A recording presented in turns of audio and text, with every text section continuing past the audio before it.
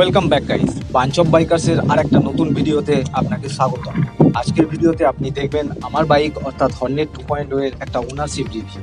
মার্কেটে 160 সিসি সেগমেন্টে ভর্তি হয়ে রয়েছে, আর 200 সিসি সেগমেন্টেও প্রচুর কম্পিটিশন রয়েছে, কিন্তু সেখানে হন্ডা এই ভিড় থেকে বেরিয়ে কিছুটা আলাদা করেছে, যা কিনা 180 সিসি সেগমেন্টে বাইক বার করেছে। তো এই 180 সিসি সেগমেন্টের কম্পিটিশনে এই বাইক কতটা জাস্টিফাই, চলুন দেখে নেওয়া যাক আজকের এই ভিডিওতে। তবে শুরু করার আগে বলে রাখি, এই বাইকটা প্রায় আমি 2.5 বছর চালাচ্ছি। এই 2.5 বছর চালানোর মধ্যে আমি কিছু ভালো দিক এবং কিছু খারাপ দিক পেয়েছি। যা কিছু ফিল করেছি, বুঝতে পেরেছি এই বাইকটা সম্বন্ধে, সেই সব কিছু নিয়েই আপনাদেরকে ডিটেলে জানাবো, যাতে করে আপনি যদি এই বাইকটা নেওয়ার প্ল্যান করেন বা 160 সিসিও চান না কিংবা 200 সিসিও চান না, এর মাঝামাঝি কিছু খুঁজছেন, সেক্ষেত্রে আপনার ডিসিশন নিতে সুবিধা হবে। আশা করছি 2.5 বছরের অভিজ্ঞতা যথেষ্ট একটা রিভিউ করার জন্য। তো চলুন শুরু করা যাক।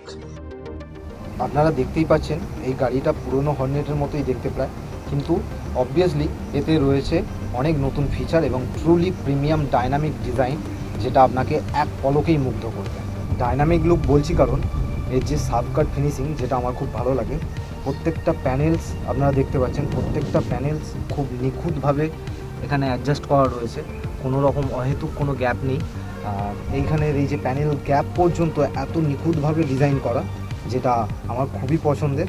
আপনারা দেখে থাকবেন এফজি এর ক্ষেত্রে কীরকম একটা কার্ভি লুক, যেটা একটা গোলমাটোর লুক দেয়, আমার খুব একটা ভালো লাগে না। তবে যে যার নিজস্ব একটা পছন্দ রয়েছে, সেই থেকেই বলছি হর্নেট 2.0 এর সাবকাট ডাইনামিক ডিজাইন, যেটাকে বাল্কি এবং সুপার বাইকের মতো লুক দেয়।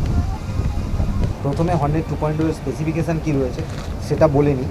এতে রয়েছে 5 স্পিড গিয়ারবক্স যুক্ত 184.4 CC BS6 air cooled engine, max power 17.03 bhp at 8500 rpm আর max torque 16.0 Nm at 6000 rpm। এর ফুয়েল ট্যাঙ্ক ক্যাপাসিটি হলো 12 লিটার, আর ফুয়েল ডেলিভারি সিস্টেম হচ্ছে ফুয়েল ইঞ্জেকশন, যেটা হলো এফআই সিস্টেম। এর রিজার্ভ ফুয়েল ক্যাপাসিটি হলো 1.9 লিটার। যদিও এফআই ইঞ্জিন গাড়ির আগের মতো কোনো রিজার্ভ সিস্টেম নেই, তবে ইনস্ট্রুমেন্ট কনসোলে যখন তেলের কাঁটা ব্লিঙ্ক করবে তখন আপনাকে বুঝে নিতে হবে এবার রিফিউল করতে হবে। ফ্রন্ট আর রিয়ার ব্রেক দুটোই disc type. Front brake size 276 mm। এর braking system single channel ABS with ABS sensor, যেটা শুধুমাত্র সামনের চাকাতেই কাজ করবে। এখানে নিশিনের ব্রেক ক্যালিপার ইউজ করা হয়েছে। এক্সস্ট মাফলার খুব সুন্দরভাবে এখানে ইন্টিগ্রেটেড রয়েছে, এমনটা নয় যে খুব বড় বা আলাদা করে বাইরে বেরিয়ে আছে, সব কিছুই সুন্দরভাবে প্রপোর্শনে রয়েছে। ফুড রেস্টও খুব সুন্দরভাবে ইন্টিগ্রেটেড করা হয়েছে এখানে। আর পিছনের চাকায় রয়েছে পেটাল ডিস্ক উইথ নিশিনের ব্রেক ক্যালিপার, যেটা সামনের চাকাতেও ব্যবহার করা হয়েছে। And rear brake size 220 mm। এখানে রয়েছে খুব সুন্দর দেখতে একটা সারি গার্ড। অন্যান্য গাড়ির ক্ষেত্রে যেটা দেখা যায় নর্মাল কয়েকটা সরু সরু রড দিয়ে বানানো সারি গার্ড, কিন্তু এখানে খুব সুন্দরভাবে ডিজাইন করা, বেশ ভরাটি। এর ওপরটা খুব ভালো মেটেরিয়ালের ফাইবার ইউজ করা হয়েছে, যার জন্য পিছন দিক থেকে অনেকটা চওড়া দেখাচ্ছে। এখানে পিছনের সিট ওপেন করার জন্য একটা কি স্লট রয়েছে, আর এখানে রয়েছে খুব সুন্দরভাবে ইন্টিগ্রেট করা গ্র্যাব রেল, যেটা এই সাইডে কোনো ব্যাগ ঝুলিয়ে রাখার ক্ষেত্রেও সাহায্য করে। সামনে এবং পিছনের দিকে রয়েছে 17 ইঞ্চ অ্যালয় হুইল। সামনের টায়ার সাইজ 110/70 17, আর পিছনের টায়ার সাইজ 140/70 17। দুটোই টিউবলেস টায়ার। এবার এর সাসপেনশান, সামনেই রয়েছে সোয়া কোম্পানির, এই যে এখানে রয়েছে সোয়া, এই সোয়া কোম্পানির খুবই সুন্দর দেখতে gold anodised upside down fork, যেটা এই গাড়িটাকে একটা আলাদাই লুকস দেয়। আর পিছনের দিকে রয়েছে মোনোসকার। এবার যদি গাড়ির ওয়েট নিয়ে বলি, এই হর্নেট 2.0 দেখতে যতটাই মাস্কুলার বা হেভি হোক না কেন, গাড়ির ওয়েট অতটা বেশি না, অনলি 142 কেজি, যেটা আমি খুব ভালোভাবেই হ্যান্ডেল করতে পারি। আর সিট হাইট 790 mm, আমার হাইট একটু কম 5.4 ফিট। গাড়িতে বসার পর আমার পা হালকা টিপটো করে রাখতে হয়, যেমনটা আপনারা দেখতে পাচ্ছেন। আর যদি কোনো পিলিয়ান পিছনে বসে তাহলে আমি আরামসে পা রাখতে পারি। এবার বলছি এই গাড়ির প্রস অ্যান্ড কনস কী কী রয়েছে। প্রথমে প্রস অর্থাৎ ভালো দিকগুলো বলি। ভাই সাহাব, এই গাড়ির লুকস জাস্ট অ্যামেজিং। সব থেকে দেখতে লাগে এর gold anodized USD fork, just killer. Both brakes are just awesome. ABS system যুক্ত ফ্রন্ট ব্রেক অ্যাজ ইউজুয়াল খুব ভালো, পিছনের ব্রেকও যথেষ্ট ভালো। Both tyre grips are also very good. বৃষ্টির মধ্যে বা স্লিপারি কন্ডিশনেও খুব ভালো গ্রিপ দেয়। মাঝে মধ্যে এরকম হয় যে ভালো রাস্তার পরেই হঠাৎ করে সামনে গাদলস ভর্তি বা এবড়ো খেবড়ো রাস্তার উপরে এসে পড়েন, সেক্ষেত্রে গাড়িটা নিজের এতটুকু কন্ট্রোল না হারিয়ে সামনের দিকে স্মুথলি এগিয়ে যায়। রাইডারের সিটটা বেশ বড়, পিছনের দিক থেকে চওড়া হয়ে সামনের দিকে আস্তে আস্তে সরু হয়েছে, যার দরুন এর সিটিং পশ্চার খুব ভালো এবং বেশ কমফোর্টেবল। আমি এই বাইকে 120 কিমি নন স্টপ রান করেছি, কিচ্ছু প্রবলেম হয়নি। এর ওয়েট 142 কেজি হলেও রানিং অবস্থায় এর ওয়েট একদম জিরো হয়ে যায়। It's feel like you are flying. Handle একটু আপার সাইড হওয়ায় স্ট্রেট বসে খুব কমফোর্টেবলি হ্যান্ডেলিং করা যায়। Clutch is too light. এর সুইচগুলো বেশ সাবকাট ডিজাইন, প্রিমিয়াম দেখতে। এখানে রয়েছে হেডলাইটের upper dipper switch, indicator switch, horn, এখানে রয়েছে ইঞ্জিন কিল সুইচ।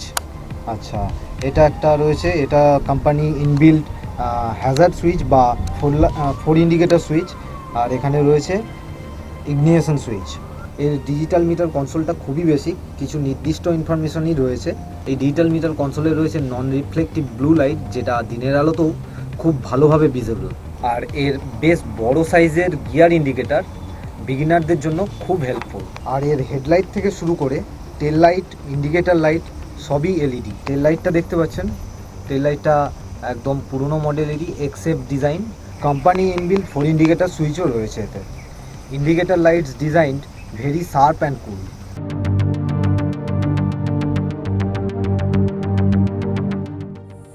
এবার এর কনস অর্থাৎ যে জিনিসগুলো আমার পছন্দ হয়নি সেগুলো নিয়ে বলি। প্রথমেই বলি এর হেডলাইট নিয়ে।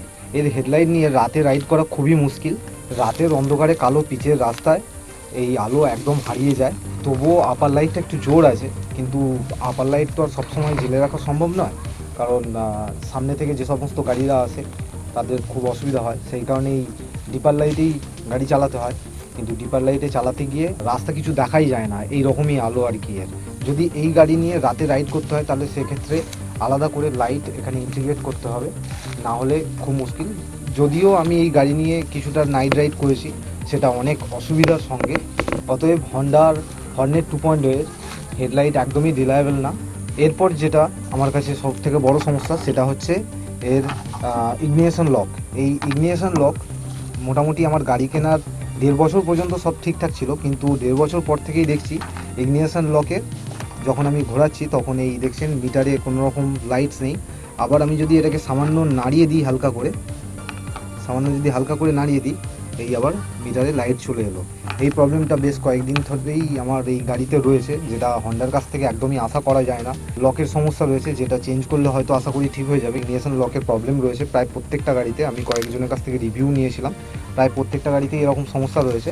এর হেডলাইটের সাথে সাথে ইগনিশন লকের সমস্যাটাও একটা খুব বড় সমস্যা আমার কাছে, যেটা খুবই ডিসঅ্যাপয়েন্টেড। হন্ডার কাছ থেকে এরকম জিনিস একদমই আশা করা যায় না এই রকম একটা গাড়ির ক্ষেত্রে, যা সব কিছুই একদম ওকে, ফাইন অ্যান্ড ফিনিশ। তার কাছে এরকম একটা সামান্য ইগনিশন লকের সমস্যা একদমই আশা করা যায় না। সিটগুলো যদি আরেকটু সফটার সাইড হতো তাহলে ভালো হতো। সামনের সিট অর্থাৎ রাইডারের সিট তবুও একটু সফট রয়েছে, মোটামুটি এটাতে কমফোর্টেবলি রাইড করা যায়। কিন্তু পিছনের সিট একদমই সফট না, বেশ হার্ড। কোনো পিলিয়নের ক্ষেত্রে পিছনের সিটে বসে রাইড করা খুব একটা কমফোর্টেবল না এই বাইকে। এই বাইকে আর সেরকম কিছু খারাপ দিক পাইনি, যে দিকগুলো বললাম সেগুলো ছাড়া বাকি সবই okay and very good.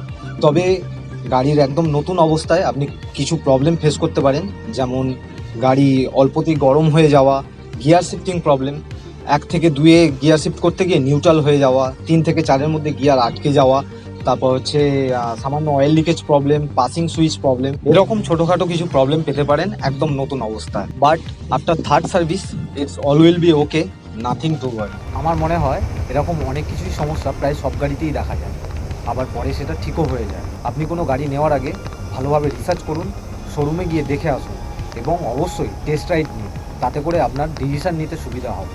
So guys, আপনার পছন্দের গাড়ি কোনটি এবং কেন অবশ্যই কমেন্ট করে জানান। আর ভিডিওটা ভালো লাগলে অবশ্যই লাইক করুন, বন্ধুদের সাথে শেয়ার করুন। আর হ্যাঁ, নতুন বন্ধুদের কাছে একটাই request, do subscribe my channel. আজকের ভিডিও এখানেই শেষ করছি। ততক্ষণ পর্যন্ত ride safe, use helmet, stay happy and stay blessed. Tata, bye bye.